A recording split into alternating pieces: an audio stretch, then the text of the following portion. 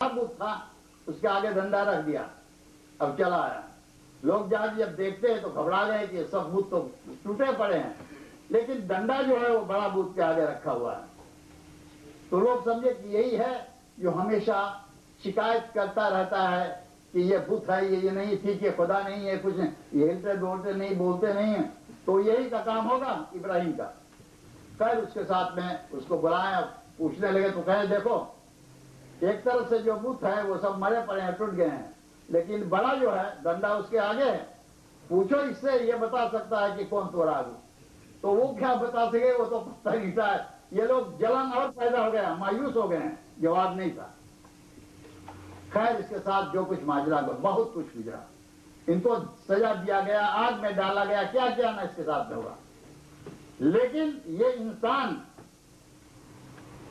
वो इंसान था खुदा परस्त, ये खुदा का जिसको कहते हैं फना फिल्ला था, ये खुदा परस्त था। अब इंसान बाज वक्त बहुत खुदा परस्ती दिखाता है, मगर बाज वक्त ऐसा होता है कि शैतान उसको बरगला लेता है, और बरगलाने के बाद इंसान फिर कमजोर हो जाता है। इस वजह से अल्लाह ताला इम्तिहान नहीं मगर लोगों के लिए उनसे ये इम्तिहान के तौर पर सवाल करता है। और सवाल ये किया कि ऐ इब्राहिम, ख्वाब कहते हैं उसको हुआ, कुरान मजीद में लिखा है कि उसको ख्वाब हुआ कि ऐ इब्राहिम, तू हमारे लिए अगर जो हमको चाहता है तो सबसे प्यारी चीज हमारे लिए कुर्बान कर। ये ख्वाब को अपने बीवी से जाके बताएं कि हमको ऐसा ख्वाब हुआ अल्लाह ताला की तरफ से।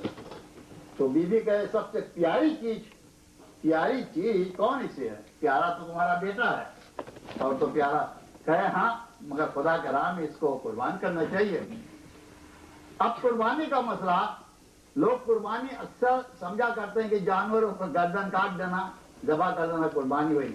अरबी में कुर्बानी कहते हैं सबसे प्यारी चीज किसी को अदा कर देना, और यहां पर अदा करना खुदा के राह में। तो बीवी कहा कि आप बता रहे हैं, मुझसे पूछ रहे हैं, मैं आपको यही कहूंगा कि अगर खुदा का हुक्म है तो मैं भी इत्तेफाक करता हूं आपके साथ।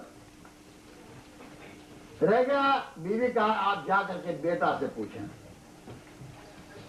तो जो बेटा से पूछे जा करके, तो बेटा कहता है, हजरत इब्राहिम अलैहिस्सलाम से बेटा से कहते हैं, क्या है बेटा, हमें ऐसा ख्वाब हुआ है कि हम तुम्हें गोया ज़बह कर रहे हैं, तो ये करना चाहिए हमें, तुम्हारे ख्याल क्या है, क्योंकि तुम हमारे लिए सबसे प्यारा हो।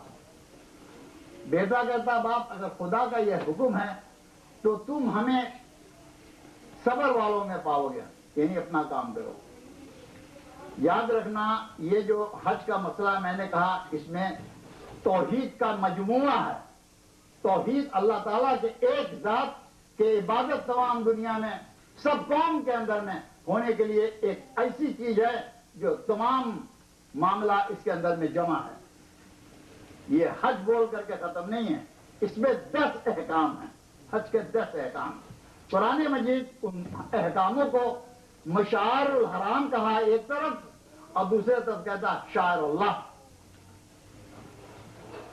ये हजरत इब्राहिम अलैहिस्सलाम, तारीख में बात आती है, कुरान मजीद में तो वो बात नहीं है, हदीसों में आती है कि लेकर के बेटा को चढ़े और रस्सी या लकड़ी कुछ पता नहीं बेटा को दिए और छुरी लेकर के चले।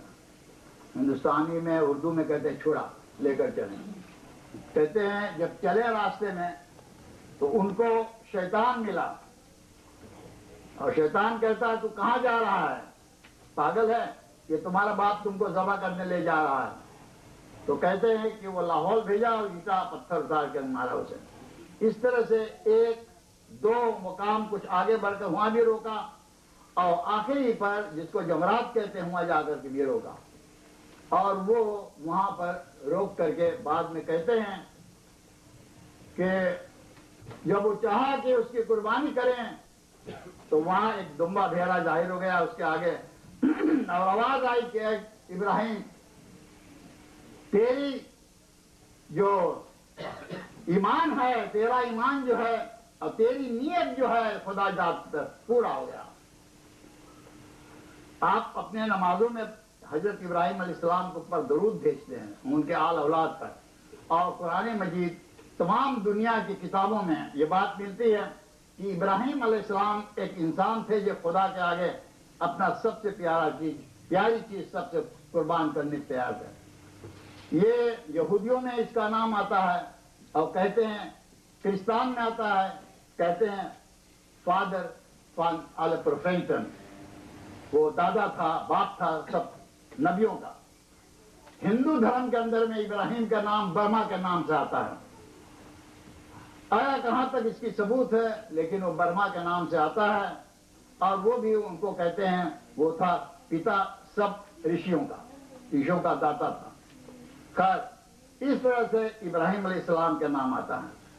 اب آیا اتنا دور تک اس تاریخی بات ہے، مختصر حضرت ابراہیم علیہ السلام کے حالات، اور حضرت نوح علیہ السلام سے لے کے مسلسل حضرت ابراہیم علیہ السلام تک نبیوں کے آمد اور کتابوں کے اترنا۔ اس میں قانون آئی، جتنا نبی آئے، جو کچھ وہ لوگ آئے بھی آئے، اس میں سب کا ایک ہی بات تھا کہ ایک خدا ہے۔ حضرت عیسیٰ علیہ السلام کے اگر کرسچان لوگ مانتے ہیں 3 خدا اس کے ساتھ، لیکن حضرت عیسیٰ علیہ السلام خود کہیں ہیں کہ ایک خدا ہے، اور وہی خدا ہمارا باپ، وہی خدا ہمارا سب کچھ ہے، اور اسی کو ہم پوچھتے ہیں۔ اس ایک خدا کی توحید جس کو کہتے ہیں دنیا میں قائم کرنا، یہ اصل مقصد ہے، یہ کعبہ اور حج۔ لوگ سمجھتے ہیں، بعض لوگ جاتے ہیں حج کے نام سے تاکہ حاجی بن جائیں، ان کو حج کا مقصد اور حج کا علم شاید نہ ہو یا کم ہو، لیکن بہت سے لوگ جاتے ہیں حاجی نام کے حاصل کرنے کے لیے۔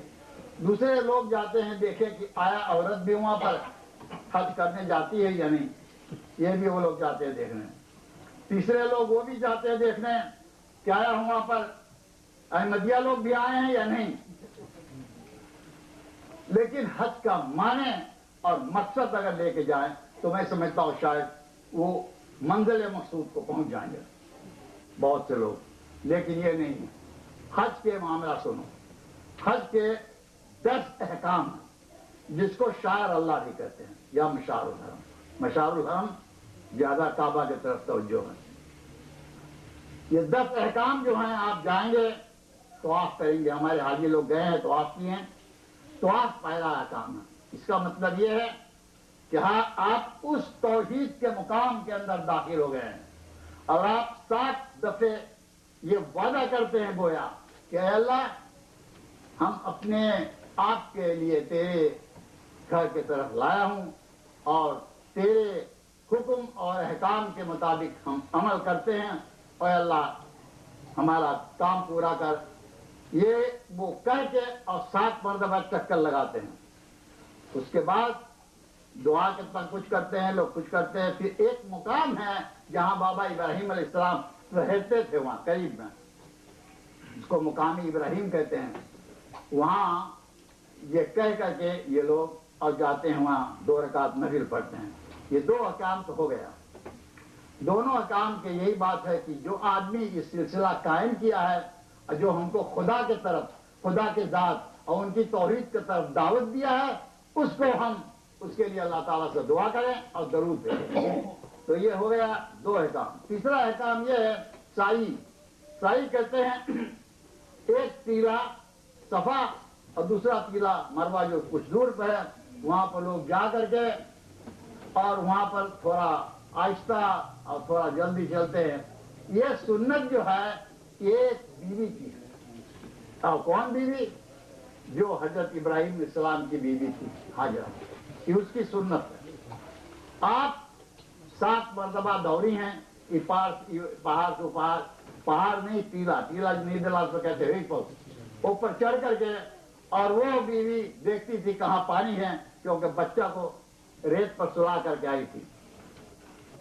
یہ 7 مرتبہ دوڑنا یہ بھی ایک قسم کا اقرار ہے، یہ شرط پر آنا ہے یہ بھی۔